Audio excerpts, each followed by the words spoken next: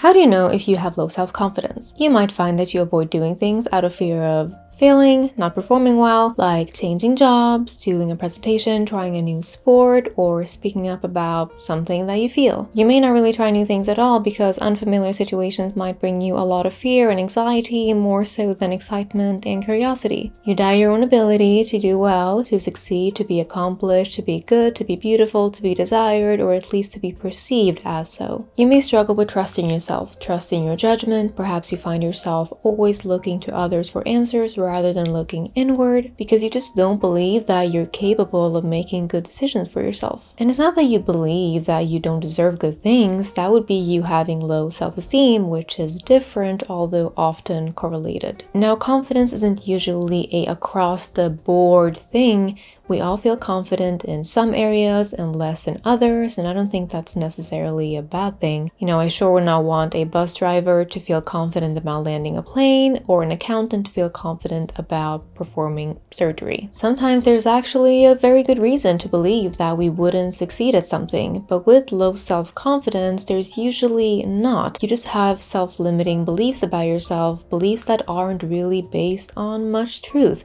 if any truth at all. And so you hide in this world, feeling inferior, afraid to take up space, and you know this.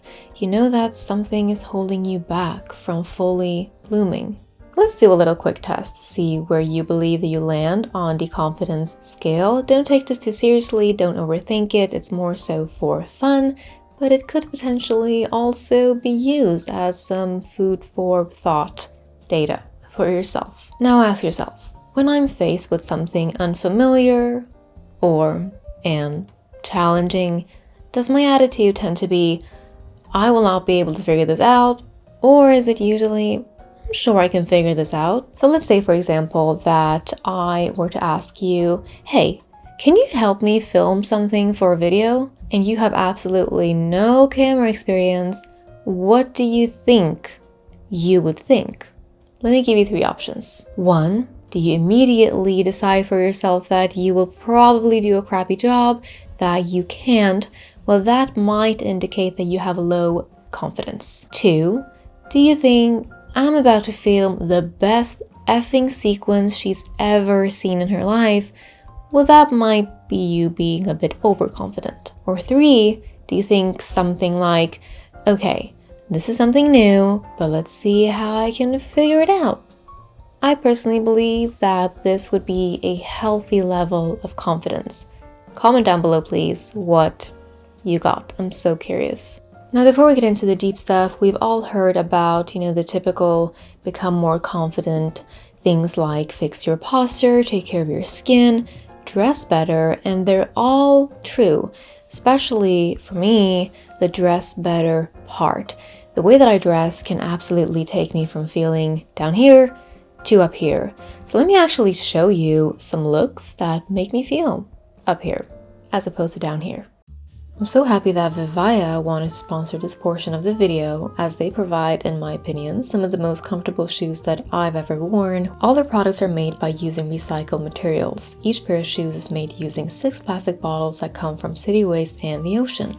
Their products have been worn by people like Selena Gomez, Katie Holmes, and Emma Roberts. Here I am wearing the Melody Pro. Look, I'm not a heel girl anymore. She retired years ago, but these are the perfect height for me and I can walk in them for hours without my feet hurting.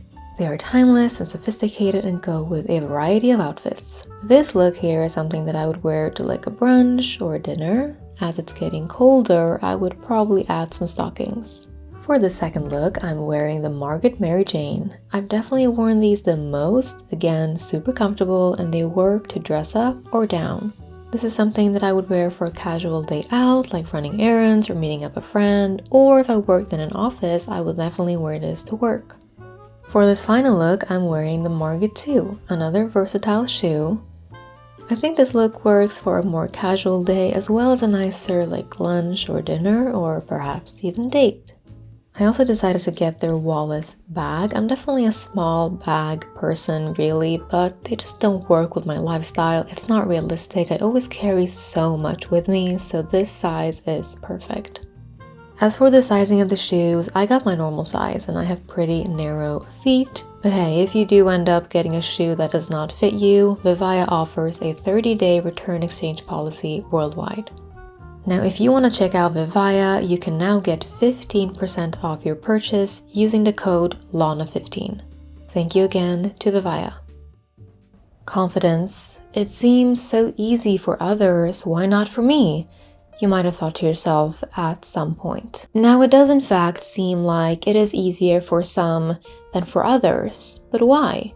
Is it nature, nurture? Are some people destined to lack confidence, or is it a skill that anyone can acquire? There seems to be some disagreement actually amongst researchers. Obviously, no one wants to believe that they're destined to lack confidence, and although some have claimed that genetics play quite a big role, most researchers seem to have found that it's probably a mix of things. Some believe that it is in fact a skill. But one factor that seems to be widely agreed upon is that childhood and how we grow up does seem to play a role in how our confidence develops as we grow up. Some things that could lead to a child grow up with low self-confidence is things like having neglectful parents, abuse, parents being unsupportive, making your child believe that they're not good enough, being overly critical or undermining of the child, making them believe that they are not capable, not being accepting of failure, having parents with unrealistic expectations, growing up in a highly competitive environment where there was a lot of comparison. Other than our parents or whatever family structure we grew up with, our peers also play a role. Things like being bullied or rejected by, people in school, or feeling like you did not get the support needed from teachers might lead to lower levels of confidence. Some other things that might affect our confidence are things like social expectations and society standards, whether we're talking accomplishments, beauty, money, body image, career, the whole social media topic and how it's caused this new generation with serious self-confidence and self-esteem issues is a monster on its own. If you want a separate video on that topic, let me know. Now, what do you do about it? Okay, we get it. We've established that there is some confidence work that can be done. How do you go about it, you might ask? Of course, there's not one answer, that's going to work for everyone. We've all been through different things. We're all dealing with different things and might need help and guidance in different ways. What works for me may not work for you, may not work for him, may not work for her. But to summarize most of the research that I've read, confidence is built by doing, through active action, by learning through experience, by putting yourself in situations that are challenging yet realistic, situations that put you out of your comfort zone. You're open and curious about new situations and tasks. You challenge that ghost in your head, that default setting that says, no, I can't, like a damn bot. It could be things like, I'm going to finish reading this book to prove to myself that I can finish reading a book. Let it be a very small book. Or I'm going to run a marathon. Let it be the shortest marathon that you can find in the country, if that is what is realistic yet challenging enough for you. Or I'm going to ask this person out on a date.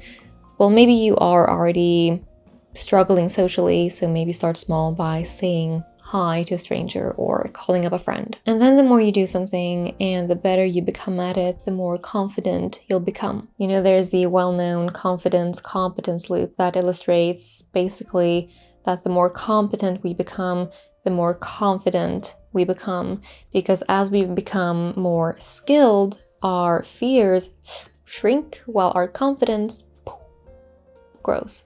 And that is the confidence-competence loop. And the way to overcome that initial fear is by taking action, that very first step. But what are some things that can help us take that action, since action seems to be the answer? One way is to feel the fear and do it anyway. Another way that I have found is to sort of curate or build your life in a way so that failure isn't that big of a deal. So as an example, when I quit my corporate job to, pursue YouTube, sure, it was a big deal in that I had to resign and fully commit to this, different lifestyle and whatnot.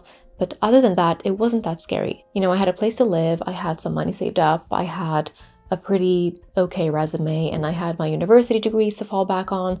I had a safety net, which is just another word for options. I had very little competence. I think I had, a few videos that had reached a few thousand views. So there was some hope, but I guess I was super eager, so that glimmer of hope was enough, was all the confidence, I guess, that I needed. But also when you think about it, going to school and getting educated and all those things were also me taking action to create that safety net. And also I had supportive people around me. Now, to be clear, no one was raving at this point. They absolutely had their doubts, but they gave me enough space to prove to them that I could. And that was all the support that I could honestly ask for at that point.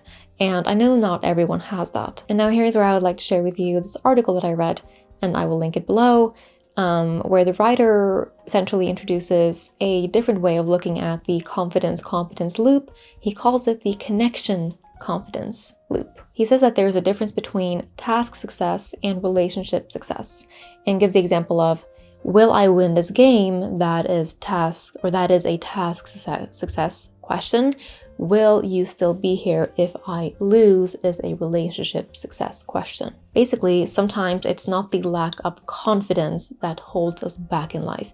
It is the genuine fear of losing, for example, an important relationship. So let's say that your mom is saying she's going to be very disappointed in you if you decide to not pursue your master's and become a photographer instead, or something like that. So you might actually feel quite confident in your ability to become a well-paid photographer, but you're fearful of the risk of damaging your relationship with your mom. So essentially that is what's holding you back, not the confidence. And so he encourages us to, instead of encouraging others by saying, hey, you got this, to instead say, I got you, to let people know that even if they don't succeed, you will still be there. He writes, true confidence is the freedom to fail and the expectation that our relationships won't be damaged when we do. So I think the takeaway from that is, who do you surround yourself with?